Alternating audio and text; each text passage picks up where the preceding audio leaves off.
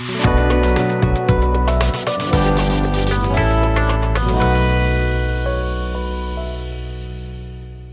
day, everybody, and welcome to yet another episode of Unleash with FTEM, Unleash with From the Expert's Mouth. And today we have a lot to unpack because we have a special guest with us who's none other than Rajjat Gulati. And he's been through a series of experiences, both from an education standpoint as well as a serial entrepreneur. And he's doing very exciting things in the fintech space right now. So, Rajat, welcome to the show. Thank you. Thank you for having me. Over the weekends, because I needed to have something to pay my bills, I went to teach. And the only thing I thought I could teach was essentially CAT prep. Okay. So this is interesting. Your weekend was the earning period and the weekday was your passion period. Correct. Okay. Except I think the weekend sort of kept creeping into my weekdays also because when I started teaching, it turned out that the particular way that I was doing it, whatever, I ended up being one of the more sought after instructors. Right. And they kept adding more classes to my workload, kept adding more batches. And because I was having more fun, and I know this is a central sort of motive for what we're going to discuss today, teaching has possibly been the most rewarding thing I've ever done. Right. Okay. And you were teaching maths for CAT preparation, right? So when I went in, they said we do maths, DI, LR, so that's data inference and logical reasoning, and English. So here are the books for all three. Come back tomorrow and teach them. Okay, So I took all the three. books home. Yeah. So I took the books home, went through them and realized that, so I hadn't prepped for CAT myself. Okay, so this was my first experience seeing material for CAT prep and how people were taught and what they were supposed to learn. I'd never understood that there'd been a syllabus for CAT because technically there isn't, right? It's just an aptitude test. Right. But every institute has figured out the syllabus based on paper, etc. So I saw what they wanted me to teach, and I realized a couple of things. One, that I would have a finite amount of time with every student. On average, I get about 4 months with every student, but even in my best case, I get about 9 months, right? In 9 months, I didn't think that I could teach somebody English from scratch because it's not as if, because the way I teach, I'd want them to unlearn everything that they've learned up till that point. Because here's my theory of education, right? And I come at it from an engineering point of view all the time. We learn simple stuff, the simpler stuff when we're smaller, and we keep adding on to that. But there's never a reason for us to go back and relearn the simpler stuff in an optimal manner. Right? We're taught to add when all our brains can handle is 4 plus 5. Right. And our brains can't handle more than that. So everybody's like, okay, let's do 4 plus 5 today. But then there's never any reason to revisit 4 plus 5, although there might be a better way to actually add than a 4-year-old could learn. Right. So I maintain most of arithmetic, in fact, and most of the functional maths, the applied maths that people use in their everyday lives is basically the stuff they learned between the ages of 3 and 7. Right. But between 3 and 7, you were capable of only learning so much. So most of the way people add, subtract, multiply is inefficient. Right. And this is not a segue to Vedic maths. I don't like that. I don't like those labels. I don't like the way people apply shortcuts to stuff. So I'm not going there. But it's simply ineffective to do I'm 40 years old, right? I'm over 40. To do at 40 what I learned to do at 4. Mm-hmm. There has to be a better way. So when I was told to teach, right, I said, okay, I'm going to have to possibly deconstruct everything these kids have learned till date. And when I looked at the material, I realized that I could possibly do it for DILR. Mm-hmm. I could definitely do it for maths. Right. I was certain I couldn't do it for English. Okay. Because for a language, and especially for English, which is essentially, it has the most exceptions to the rules of any language that I know of. Very often the answer to a question of why is it so is just that's the way it is. Right. It's very axiomatic that way. And I don't like being the teacher who has to say that's the way it is. You have to accept that. So I didn't want to teach English and get into a situation where I would fail the student, and I believe that's failing the student, where you have to answer, no, that's just the way it is, please accept and move on. Right.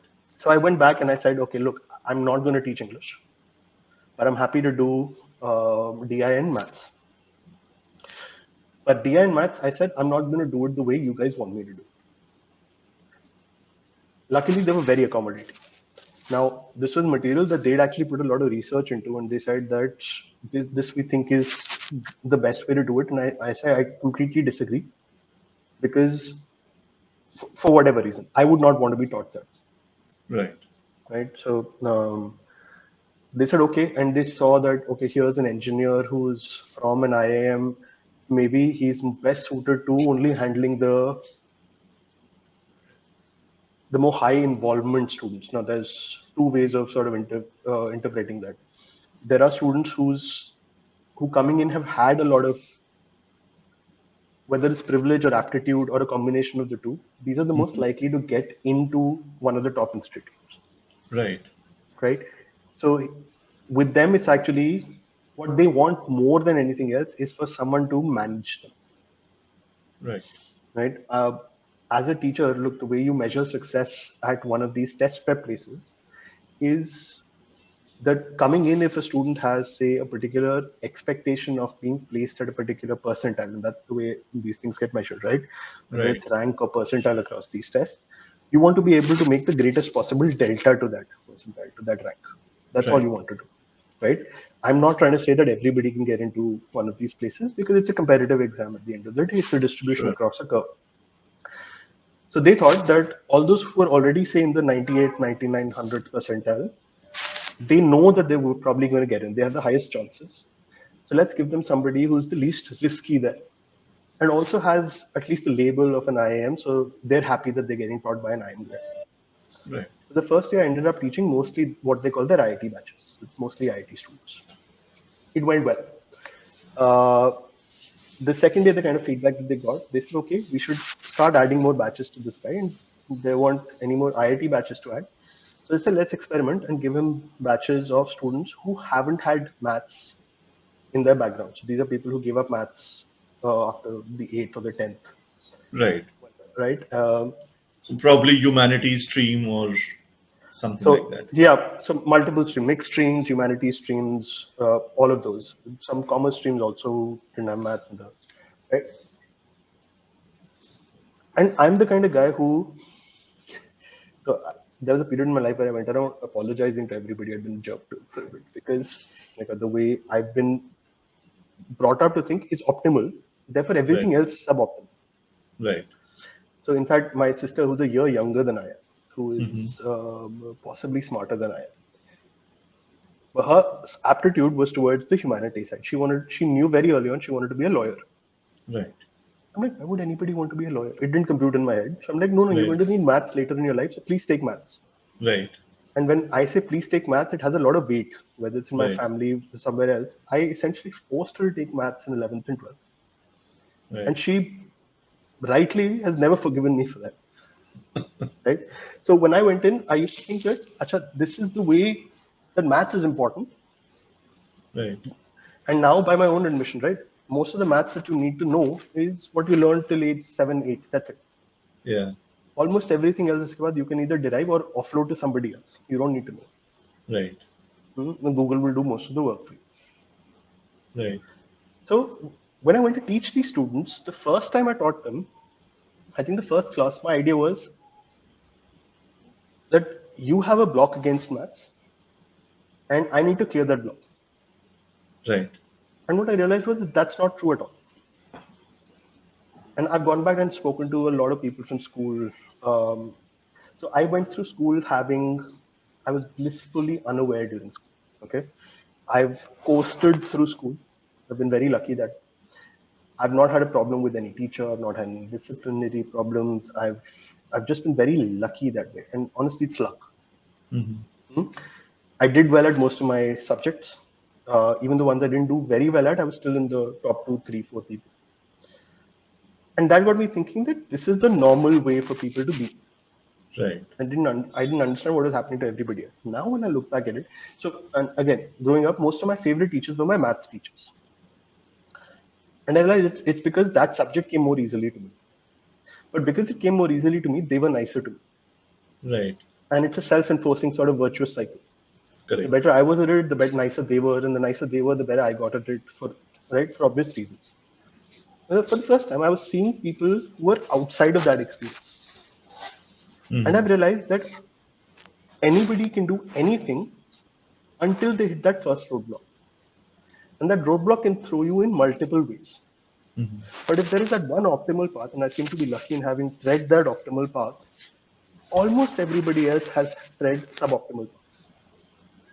So if someone doesn't like maths today, now I can almost immediately trace it back to one teacher, one event, 1 year, academic year that they've had, Right. where the person who is in charge, the teacher, the fiduciary, Right. right, did not carry out their responsibilities well. Right. And in my head, that creates conflict because these are some of my favorite teachers. But now, when I look back through the lens of these people, I realize that the same teachers were jerks to those people. Right. And the kind of trauma that you can inflict as a fiduciary, as a doctor, as a teacher, as a therapist, Right. is incalculable. And I see that trauma. I couldn't recognize it earlier. Right. Because you never went through it. Not only did, yes, so that's most of it. I didn't go through it. Right. But it is possible to empathize with other people's experience. Correct. I've just never had a reason to empathize before. Now, for the first time, my professional outcomes, my KRAs, were dependent on my effectiveness in class, was dependent on recognizing these traumas, these lived experiences in other people. In other people that I had a fiduciary responsibility towards. Right. Right? That forced me for the first time in my life, which is why I keep saying that this is the most transformative experience of my life, to think from somebody else's perspective. I can think mathematically from anybody's perspective. But emotionally, for the first time, this was the first time I was having to do it. Right. And it Yeah, took a and while. that's such a vital life lesson for anybody to be able to empathize and to put yourself in other person's shoes. Because no matter what you're doing, whether you're running a business, designing a product, selling a service, whatever it may be, ultimately, if you can't think from the other person's standpoint, then you cannot be successful in whichever field you choose. Absolutely. But the thing is, most people who have to do this from, say, designing a product perspective, right? There are two ways to do this. And the thing to remember, there is the supposition that you put yourself in somebody else's shoes and say that I'm now going to think of this. That leads to a lot of cliches, that leads to stereotyping. And stereotyping is also useful in its own space, but it limits your vision. Right. The other way is to build systems around you that let you think, that encourage you to think in another way. Right. Right. So, for example, as product managers, and I've done this role and I've had people reporting to me do this role, it's very important to create a channel of conversation with the kind of users that you're thinking about. So there's this tool, right, in product management called personas. So you think of the various types of people who might be using your product, and you create detailed personas for these people, how they might interact with you as a result of their personas. That's very useful. But those personas need to come from somewhere. Right. Right? Those personas should map to real world characteristics and not just to stereotypes that you have in your head. I'm an upper caste, higher middle class income person. I have grown up with every privilege, every stereotype in my head that has been inculcated towards other people has been inculcated. Right? So I've had to unlearn most of those, and I still, at the end of the day, we're all social animals. I'm still carrying a lot of that programming with me, that social conditioning with me. But what teaching did was make you cognizant of it for the first time. Right.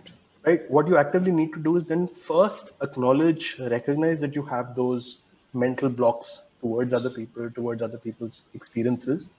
Then you do something about it. And those are two distinct activities. Right. Some of the nicer people I know are able to do the first one, but a lot of them fail to do the second. Right. Right? So you recognize you have privilege, you recognize that you are different from this person, that this person has different lived experiences. Now what?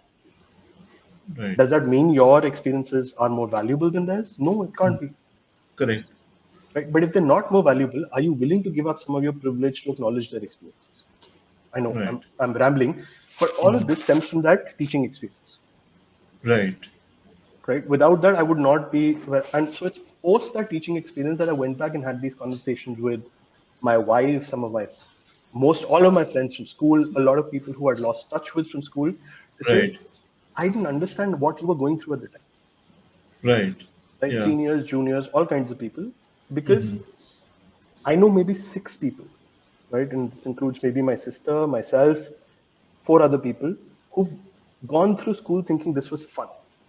Right. You've gone through 14 years, life sentence, and said this was fun.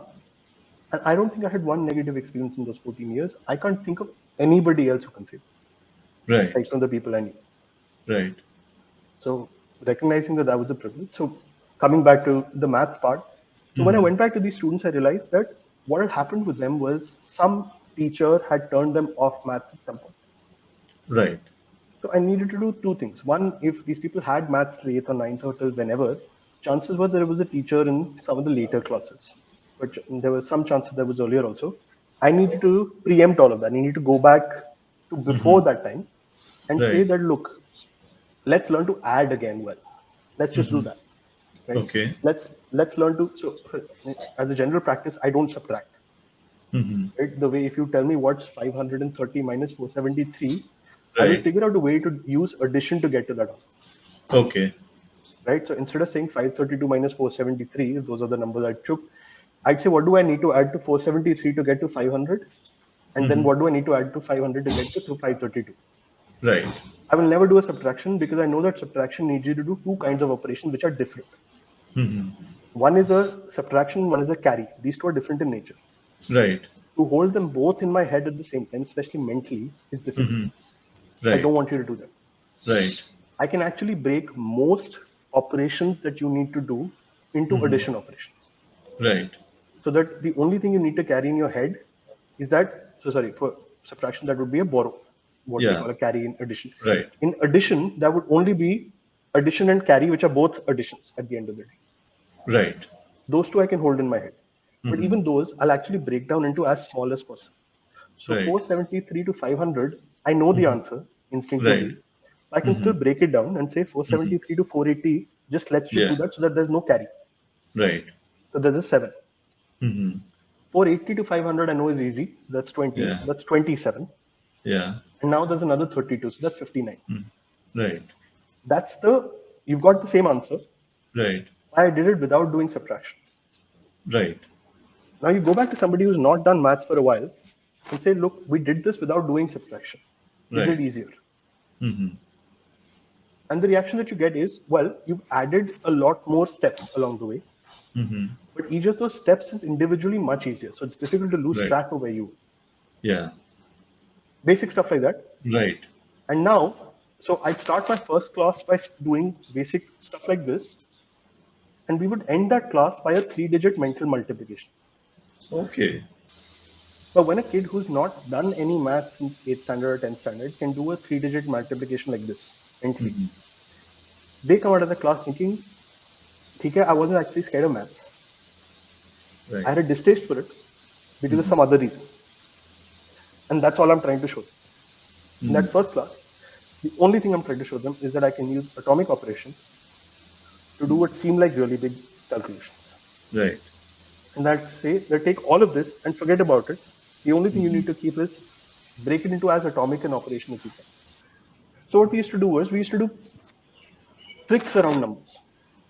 Mm-hmm. Right? What I want people to understand is how to manipulate these numbers themselves. Right. To be able to derive these relationships, to be able to derive these formulae themselves. Right? But if you have to remember 5,000 shortcuts, what is the point of a shortcut? Correct. Right? Yeah. But if you can understand that each one of these shortcuts I can derive on my own. So now when I know that 143 is 13 into 11, can I Right. reverse engineer this? Looking at 143, can I divide it by 11? Mm-hmm. I know that last digit to 3 ही होने वाली है. Right. Okay? But before I get into that, before I divide, I need to make sure that it's actually divisible by 11. So that's where the divisibility test for 11 comes in. And there are interesting ways to look at the divisibility test for 11, but the simplest one says that the sum of the odd place digits and the sum of the even place digits should differ by a multiple of 11. Right. So 143 में the odd place digits, depending on where you start from, are 1 and 3, जिनका sum is 4. The even place digit is 4. इन दोनों का difference is 11 into 0, which is valid. Right. So 143 is divisible by 11. Knowing this, I can apply the shortcut for dividing. Right. अगर divisible ही ना होता तो shortcut गलत था. Now that I know it's divisible, so 143 को अगर 11 से divide करना है, वो 3 ऐसे का ऐसा नीचे आ जाएगा. और 14 में से I know that मैं 11 से divide कर रहा हूँ, तो 14 से छोटा multiple क्या होगा 11 का, which is 1. Yeah. बस उतना ही नीचे लिख दो, divide नहीं कर Right. Right. तो 13 आंसर आ गया. Yeah. ठीक है. But now let's do it to a slightly bigger number. Let's do it to 4-digit number. Mhm. 3 digits is really easy to do. Yeah. So what I used to do was say that the really interesting stuff starts happening as 4 digits. Mhm. Now, where do I find 4-digit numbers? Very commonly. These are the registration plates of cars and of vehicles essentially on the road. Right. Okay. So my simple exercise to my students. I can't look at a number and not do this, but my instruction to my students was: you look at a number plate. First thing, figure out if it's divisible by 11. Mhm. If it is, divide by 11, please. Right. If it isn't, figure out what is the smallest number you need to add or subtract to it to make it divisible by 11. Right. Do that and now divide it by 11. Mhm. सिर्फ इतना कर लो, तुम्हें arithmetic के बारे में इतना आ जाएगा जो बुक नहीं पढ़ा सकती. Right. That's it. Yeah. Right? So, अब 11 के मल्टीपल मुझे ऐसे याद ही हैं. So let's look at a number like 2915. Right. ठीक है. 2915 में the odd place digits or the even place digits, अब depending on which end you start from, फर्क नहीं पड़ता. But 2 और 1 एक सेट बनेगा, 9 और 5 एक सेट बनेगा. Right. 2 और 1 का sum 3, 9 and 5 add up to 14. Yeah. The difference between 14 and 3 is 11 or minus 11, either way you want to look at it, which is a multiple of 11. So 2915 is divisible by 11. Right. Now the question is, let's divide it by 11. Mhm. Last digit 5 ऐसे की ऐसी आती है. Right. ठीक है. Now we need to see अब end में क्या आएगा. Right. So what happens when we multiply by 11? We are trying to reverse engineer. Mhm.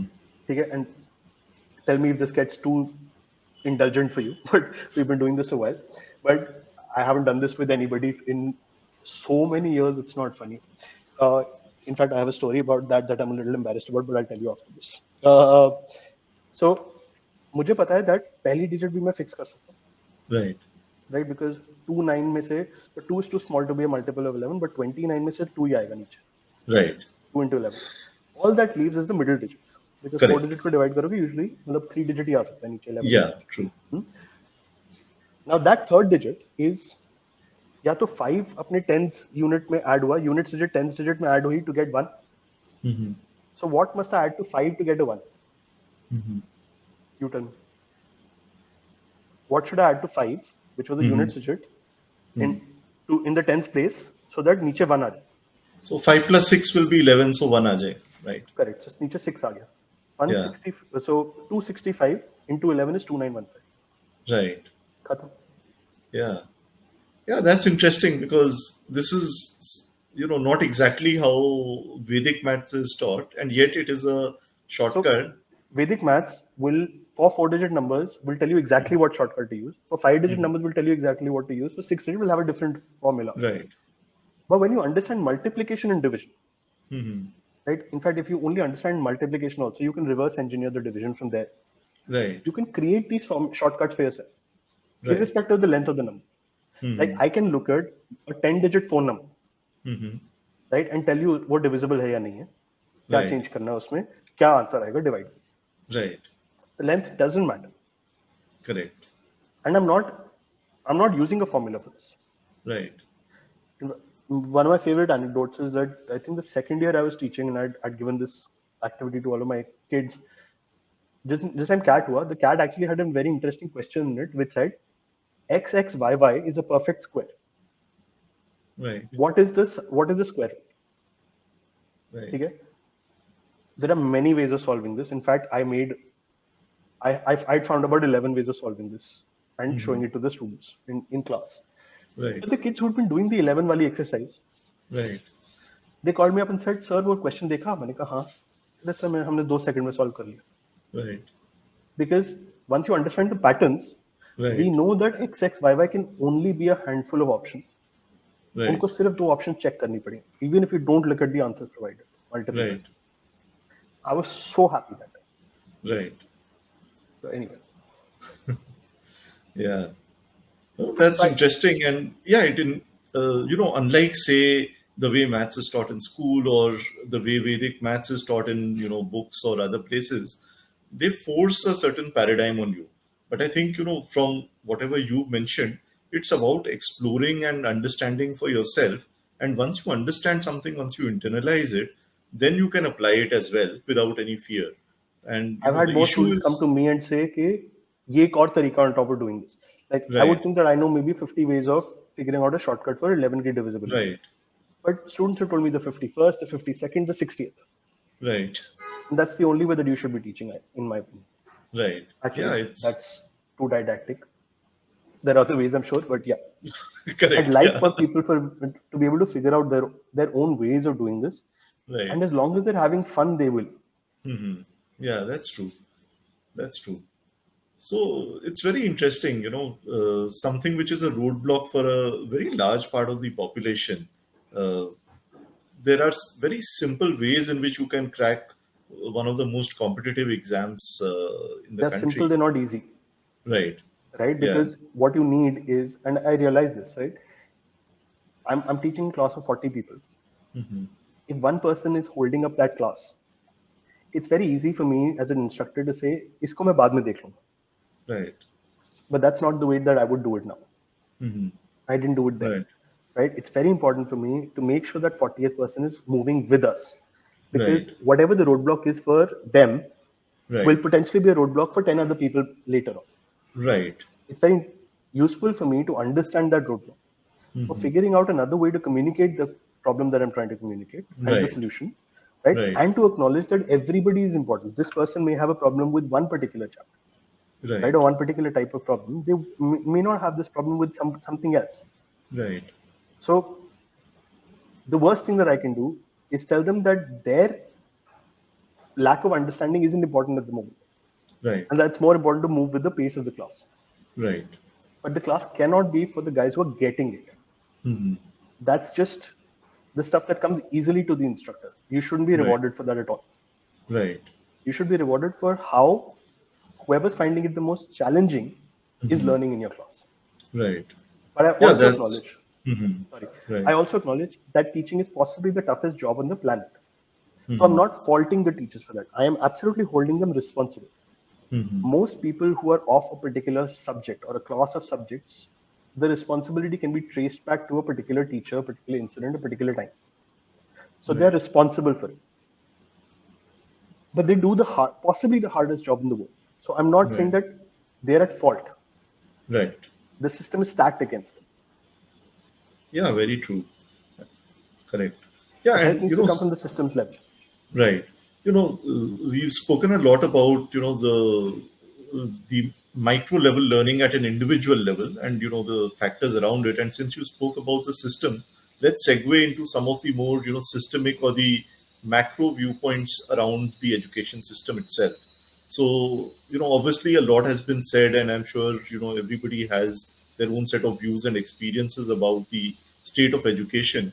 But given what you just said, that it's the toughest job, and the KPIs of the teacher or of the system or of an institute in the system should be very different from what it is normally perceived as, right? So what is your take? What are your thoughts on uh, whatever is happening in this space, whether it is at a policy level or whether whatever it is that the edtech ecosystem is doing?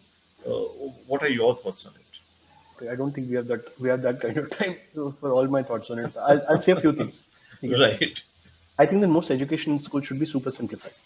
right, There is too much of an emphasis on teaching us facts or teaching us correct, techniques that 99% of people are not going to use in their lives. right, Not enough emphasis is given to any one of those skills enough, right? You need time, you need practice. A lot of that is missing. There's this, right, we keep ratcheting up what skills people need to learn when they don't really need to learn that, right? The way, in fact, the way that a lot of stuff like history and geography are taught in school is criminal. yeah, It wasn't till I did my postgrad, came back and maybe logged on to Twitter and met a lot of people who studied history at their master's level, at their doctoral level, right? that I found that history was possibly more interesting than I could have ever imagined. True. But if you're forced to teach me 3,000 years of facts as history, Right. and none of them are facts, by the way. Right. Those are the perceived mythologies that one side of people or a set of people have agreed to Correct. preserve, right? Absolutely. But we don't learn that once in school. Yeah, absolutely. And in fact, if you look at the world today, if we were to write the history, the script would be very different depending on who's writing it and from whose perspective you are seeing the world, right? But So that's how always is been it true, possible? right? Yeah, It's like, absolutely, it's always been true, and it never occurred to us in school when we were reading history that actually this should have been a multidimensional view of the world or a multipolar view of the world, but yes, we were taught that these are the facts and these are the absolute facts. And absolutely. if you do not subscribe to it, if you do not converge to this, you're not getting your marks or grades, right? And That's, and that is actually what has led to all this, xenophobia and silos in the world, because we yes. believe that our view of the world is the only view and that's the only right view. So it has a lot to do. I think the way we teach history has much more severe repercussions in the world See, it's than not just we about normally history, think right? about. It's an approach. So, for example, I was in my eighth standard, Hmm. and my class teacher was also my maths teacher at the time, and she wasn't very good, honestly. But she gave us that first test, and like I solved everything, gave it to her. She gave me a zero on that test. She's like, these steps are not the steps I taught you. Right, I'm like, how do you care? Every step right, is correct. I have the right answer, right, right? She's like, no, you have to do it the way I do. right, I let it pass. She did in the second test. I did it again my way because I'm not listening when she's teaching. Honestly, right, I got everything correct. She gave me a zero. The third test, when she gave me a zero, I basically walked her to my supervisor's office. I'm right, like, tell me a mistake on any of these papers. right, I got all the marks back. But we teach maths the same way we teach history. right, That there is one way of doing it, and everything else is incorrect. right, But so I think there are two larger points. You're absolutely right in what you said. One is that nothing that involves people is ever fact based. We have right, our own objective truths. We have our own perceptions of everything. We all come with our own backlogs of history, right, mythology, right, conditioning. right. And the way we've sort of conditioned ourselves here, at least in this country, or at least in North India, that I can see. I can't speak Mhm. to South India also, Abhi. But is that we talk in these very, very broad labels and very strict labels. Right, Like we say, Acha, this is the Mughal period, so everybody who's a ruler during this time is a Mughal, which right, has certain implications. Not knowing that there's intermarriage all the time, you can't really draw a line between was a Mughal, was not a Mughal also. right. Right? How do you decide who an Indian was? If they've been here Mhm. 300 years, are they Indians yet? Mhm. Right? The hardest conversations I have with people are just, okay, just tell me what India is. Right, Right? Is it a national boundary? Because that keeps changing.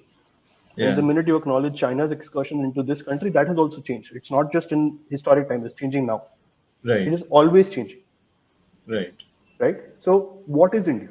Is it a governmental unit? Because India has never been united before 1947 under one administrative rule. right, So, when you keep referring to some kingdoms and kings as Indian, what are you yeah, referring to? right, Right? We say that India has never annexed anybody. That's not true. The Chera Chola Pandyas had nice naval installations. Their reach was still well into the southeast of Asia. Southeast, yeah, Right? So, what are you talking about? right, But the thing is, even I didn't know any of this based on what we were taught in school. Mhm. What we're not taught is to question stuff. Correct, Because the last thing the adults want you to do is have kids questioning. right, And honestly, nobody is paid enough in the Indian education system to tolerate a bunch of kids questioning. So that's what's missing, really. Critical right, thinking. If you're going to be a tenured professor at a good university, you will be Mhm. indulgent enough to take questions from your students. right, Right? You can afford to. Someone who's paid a pittance of a private school teacher, they get paid less than government school teachers now, yeah, right? Is not going to take questions. Mhm. Or is not going to take questioning what even she's been taught or he's been taught are facts. right, Because our history teachers were taught history the same way we were taught. They have no reason to believe that it was different. Right. You can't fault them for their conditioning either. Yeah, absolutely. And it's a vicious cycle because again, the incentives of the system, of all the stakeholders in the system, are very different from what you described in your idealistic world of what the incentive really should be. So Which is why I I guess, say, let's take the facts out of the picture, okay, for a second. yeah. Take content out. What you need to teach in school is, look, there's a lot of research around this in the first world, at least in the US, which says that I think for every dollar invested into kindergarten, you get $14 back into the economy. Right. Nothing else gives that kind of return. But what's happening in kindergarten is not your ABCs and your 1+1s. What's happening is interpersonal skills. Right. You're going into a social setup of peers to learn interpersonal skills. Right? You're learning to share, you're learning to question, you're learning to cooperate. You're learning to compete within bounds, Right. right? Respectfully. Those are the things I think school needs to teach at an elementary level. And I think Montessori is a great way of doing that. Right? But after that, what it needs to teach is critical thinking. Take 80% of the math syllabus, remove it. I can safely say that today. Take Right. 60% of the English syllabus, remove it. Take almost all of the history syllabus out. Take 90% of it out. Right. Look, even during my MBA, my appreciation for education went up. I had neither the time nor the inclination to actually consume the content around it. Right. So, in fact, most of the studying that I've done, whether it's in economics, whether it's in accounts, whether it's in anything else, I've done outside of my MBA, after my MBA. I wouldn't have done it if I hadn't gone to a place where actually which inculcated the love for learning. Right. That love for learning needs to be done in school. Correct. The learning needs to happen outside of school. Because you only go Absolutely. to school 4-6 hours a day, you're outside school 18 hours a day, the content cannot be part of that 6 hours. Otherwise, you're Right. not going to learn those more important skills. Content you Correct. can pick up anytime based on your interest. Yeah. The second thing is that not everybody can be graded along the same metrics, Right. right? Which is why I don't think marks should exist. Yeah. Right. If you take the content out, the reason for keeping marks actually goes out the window. You don't need marks. Right. You're not there to place people relative to each other. This one is better at something than the other. No, let's get Right. rid of that. Yeah. And that too on just one uniform axis instead of maybe 9 different axes that should exist, or, many, Correct. many more. Correct. Yeah. So school Right. doesn't have to. A lot of what our education system right now does is a rating system. Okay? So they're there to administer tests and to say, okay, this is how they've scored on those tests. Right. When school needs to be much more intense than that, it should be about these are the skills you wanted to pick up: critical thinking, cooperation, healthy competition, a yearning for learning. Right. Content doesn't factor into any of this. Right. Right? You want to learn content? Okay, let's make it either an elective or something you can do at home, and we'll equip you for that. Right. But then that needs, for most people, will need equipment, money, investment into actually equipping them with content at that Right. end also. Yeah. Correct. But this one point at which they come together with 25, 30 other peer people, right? People who are their peers, it can't be about content. Right. It doesn't make sense. Or the content should be so much lesser that you can actually take a piece of, say, literature and discuss it to death. Right. Right? I mean, why do we think a case study is better than, say, lecture learning? Right. It's because the participation is that most of the content is now being generated by the people who are supposed to be learning from. Right. So Yeah, and that's it's what we want to. experiential because you're putting yourself in those shoes of, the characters or the Correct. stakeholders. So if you want to discuss Chaucer or Shakespeare or whatever you want to discuss, Right. if you give me 30 of those to do in one semester, I'm not going to be able to do justice to anyone. Right. So give me one for the semester, make it a class activity, and let's do it 4 different ways Right. so that we can actually get the pulp of it out. Right. And again, this is very, very broad strokes, right? Yeah. But at the broadest level, I would say that cut down the content by 75%, you've not lost anything in schools. Right. Safely, right? Yeah. Because they're still coming out uneducated, right? Right. So just take that content out. Right. Now invest into making them better people Yeah. and people who will be self-directed in their learning, right? That's part of your LinkedIn profile, no? Yeah, that's right. Autodidact. Correct. That's what we want to create Right. because there's enough content. The internet will make content Yeah, free for everybody. correct. No, absolutely. Yeah, and I don't know about you, but at least speaking of myself, I learned these things much later in life. Well beyond my IIM stint, just through my experiences in life. That okay, as you reflect on your experiences, this is what you realize is more important as compared to something else. So, yeah, that's I think valuable, and hopefully a lot of people, especially children and students and parents of them, as well as corporate executives or entrepreneurs, will appreciate why we need to learn, and what should be the approach towards learning and education. It's such a misunderstood word and concept right now. So a lot of people actually find some or the other topic to pick on with the current education system, and a lot of their critiques are valid. Right. What they don't offer is solutions as a Hmm. secondary to it. So keep in mind that yes, the modern education system was effectively created by the British to create a clerical force. Absolutely. Yes, so that's true. So take the clerical part out of it. No? Take the content out of it. Right. Don't be reactionary. Don't say, Correct. okay, you wanted us to learn a few facts. We're going to learn completely different facts now, Hmm. right? Or we're going to update everything that we're learning. No, focus on learning something else, Right. right? And Yeah. but this is tied up. This is also tied, right? So we've now moved to a stage where entrance into every graduate program, undergraduate program, is now a competitive exam on its own, Right. right? Which at a level I'm okay with.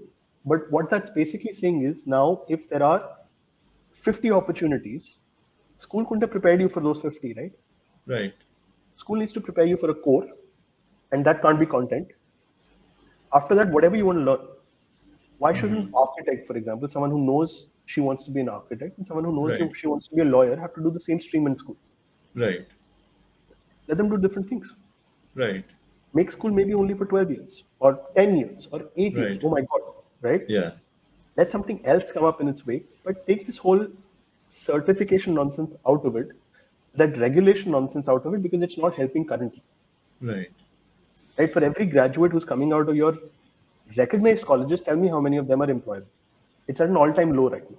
Oh yes, absolutely. Right? So what is Absolutely. regulation doing there? Give Hmm. people more freedom about with their education. Right. I'm not a fan of homeschooling, Hmm. but I think everything should exist on a spectrum. Correct. But Yeah. given that we know that, say, primary education or even actually elementary education has a 14-time reward on investment, it's a perfect scenario for the government to invest in this, Right. right? Because these are public goods. At the end of the day, the Right. benefit you get out of it is also public good. All education should be free, Right. right? When people start doing their graduation, post grad, any of that stuff, I would argue a lot of that should be free as well. But Right. let them make the choice then. Right. Yeah, that's quite a radical thought, especially for a country of our size with the kind of population that we have. But if you But buy that $1 invested into elementary education gives you $14, yeah. that's an opportunity. It's not a Right. cost, Right. right? Yeah. The question is, right now, even you and I are conditioned to believe that look, schooling ho jayegi, they'll still be unemployed, Right. right? Which is what keeps us from saying, look, here's an opportunity to earn $14 on every buck that we invest. Right. That's what's holding us back, honestly, right now, Yeah. right? So yeah, those I think that radical way of thinking is the sign of somebody who can be an entrepreneur, and you are a serial entrepreneur. So no wonder why and how. So we've spoken a lot about education, and I want to quickly shift the focus to entrepreneurship. And for the audience, we'll convert and cull out the important aspects of this discussion and put it up in a post, so you can check the comments in the description below and link through to the post. Do subscribe to the channel, and there are lots of such fascinating discussions we've had on Unleash with FTM, and we promise to bring you more. With that, Rajat, thanks once again. Thank you for having me again. You're Thank doing great you. work with FTM. All the best.